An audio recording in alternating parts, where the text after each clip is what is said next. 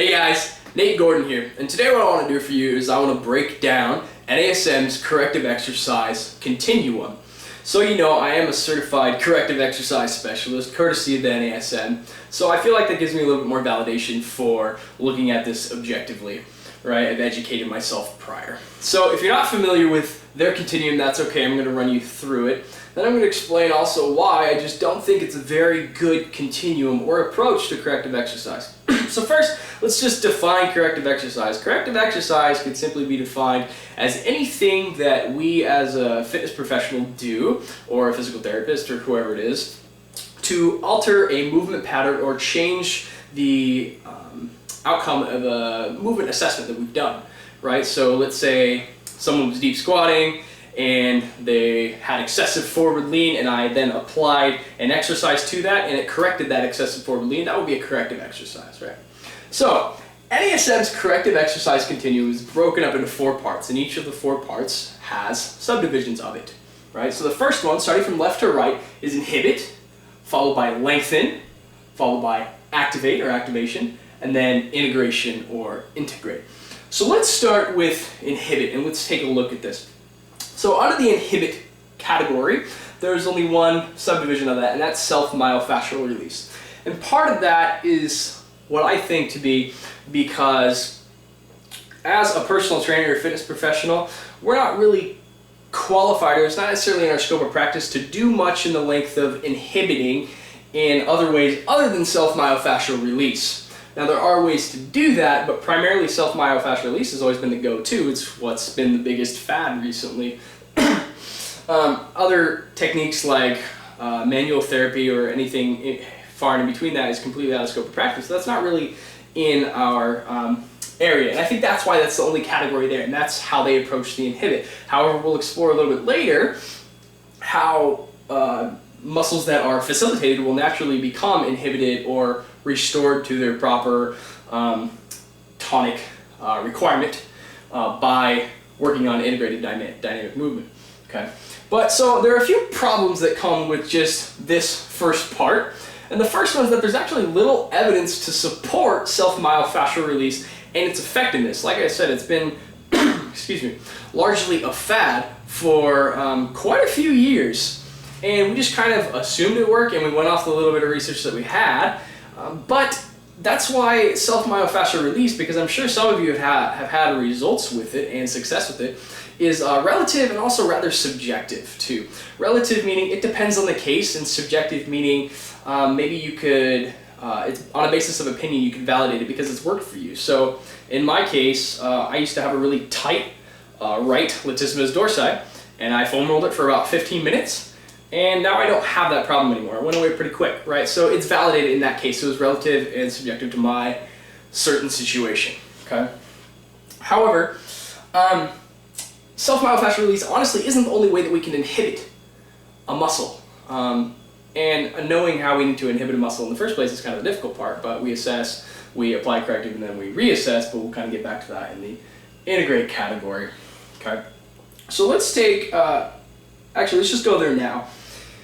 So let's say I wanted to inhibit a certain muscle group. So let's say I assessed someone on an overhead squat assessment, and I noticed that they had a knee valgus going on, so their knees came in, right? Well, from the NASM standpoint, that would tell me, and this is accurate, that their adductors are probably pretty tight, their glutes and glute medius specifically are probably pretty weak, their lateral gastroc and soleus is probably pretty facilitated, things of that nature, right? Well, instead of focusing on, well, I need to inhibit the adductors and the lateral gastroc and whatever else it is, maybe the hip flexors, what if I applied a little bit of reactive neuromuscular training to the knees where the valgus was occurring? So I exaggerated the mistake. So let's say I had them doing a kettlebell goblet squat, just holding the kettlebell here, doing some squats, and they still had a knee valgus. What if I took my hands and I stuck it on the side of their knees and I pressed in and made them resist out, right? So by doing that, the brain's gonna go, oh, something's not right down there. I'm gonna activate and I'm gonna externally rotate out to the position that I need to be, a more of a neutral position during this squat, right? So by doing that, I've not entirely forced, but encouraged the glutes, which were determined to be weak, to engage, right? I've cued the adductors to give a little bit more elasticity or decrease a little bit of the neural drive, right? Allowing the hips to open up more. And it's probably set the gastroc and the soleus and just the entire femur and tibia in a more neutral position along with the pelvis, so that the gastrocs and the soleus, or soleus, however you want to say it, are a little bit more released, right?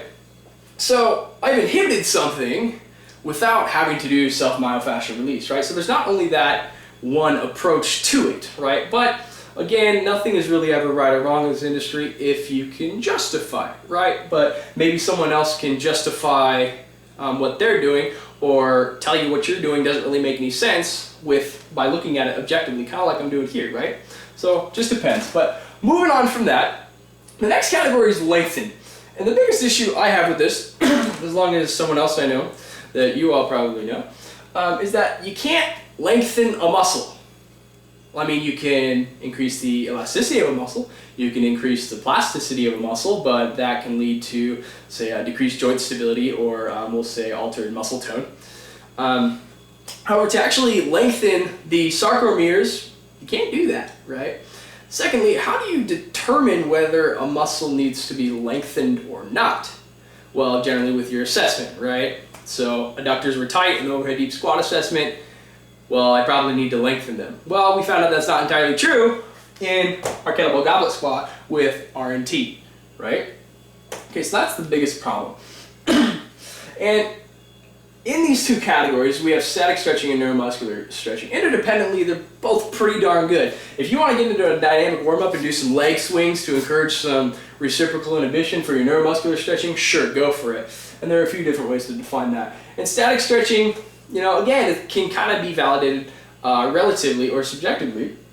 But again, the research, just like self-myofascial release, hasn't really been what we once thought it was. Now, if you drop down into a half kneeling hip flexor stretch in a static stretch and just sit there for a while, probably going to feel a little bit looser afterwards, right? We know it works, it's just not super effective, okay?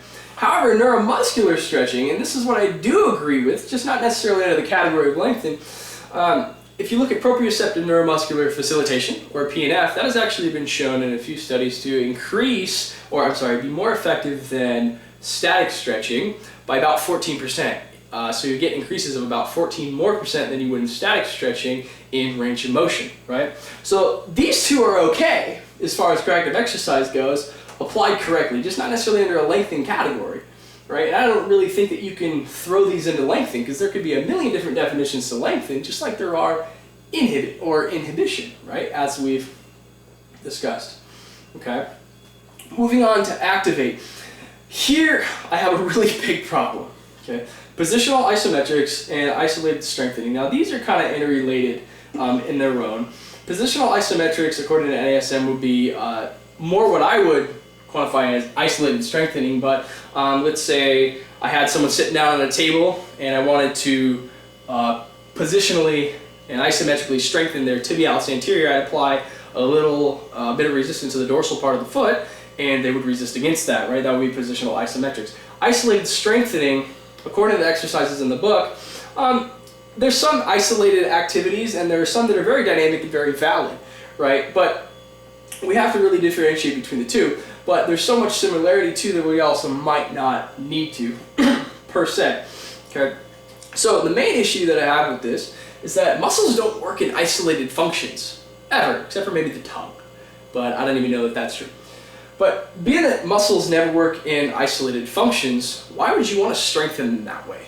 You wouldn't entirely want to do that. It wouldn't make any sense, right? Because just because I strengthen a muscle that we've determined to be weak or inhibited, and according to Dr. Charlie Weingraf, there's not really such a thing as weak muscles. They're either active or not active to varying extents, right?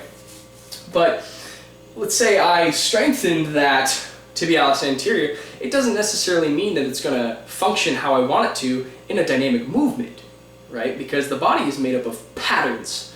and those patterns dictate our movement, right? Whether they be good or bad, right? We adapt to whatever environmental challenges, task challenges, or individual constraints there are, right? And our movement patterns will adapt to those because our body's phenomenal. It will find ways to get over things, get under things, to do whatever it needs to do to survive, right?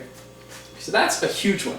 However, I do think that positional isometrics can be validated in a physical therapy setting, but we're not physical therapists, right? Maybe if you have someone who's going through a lot of rehab who just had shoulder surgery, sure, I can see that. I can see that working, but that's not who it's addressing, right? Okay, so moving on to integrated. This part, I don't entirely have a problem with at all. I think integrated dynamic movement is fantastic. So if we actually jump back to inhibition, or the inhibit category, going back to our goblet squat with the knee valgus, we've actually integrated dynamic movement in and corrected the knee valgus, right? So it essentially takes away the inhibit category because we've done it with integrated dynamic movement, right? Okay, lengthen, we already know that we've lengthened stuff by doing that, and that's just one example. So it kind of takes away the lengthen category too. And activate, well, I activated their glutes doing some RMT. That was my corrective exercise. So all I really needed to do was integrate. So I think it can kind of take away that too, right? So basically we're left with integrated dynamic movement. And this is kind of the basis of functional movement screening. You assess for foundational movement. Like I said, the body's made up of patterns, right? And then I apply a desired corrective, a movement corrective, meaning they're moving, I'm not isolating anything, okay? And then I reassess to see if I made a difference, and this works all the time, right? So, as a whole, I appreciate NASM's more conservative approach to corrective exercise, and I think that people do get results on this. But as fitness professionals, I believe it's our underlying responsibility and obligation to continually educate ourselves and make sure that we have the best information out there to get our clients the best results, right? I don't think that this is the way to do it. So as Charlie Weingoff says, you reset a muscle to release it, you reinforce the pattern to remind the body, and you can reload that muscle or movement pattern specifically to make a monster. That's all I have for you guys today. Thanks for listening.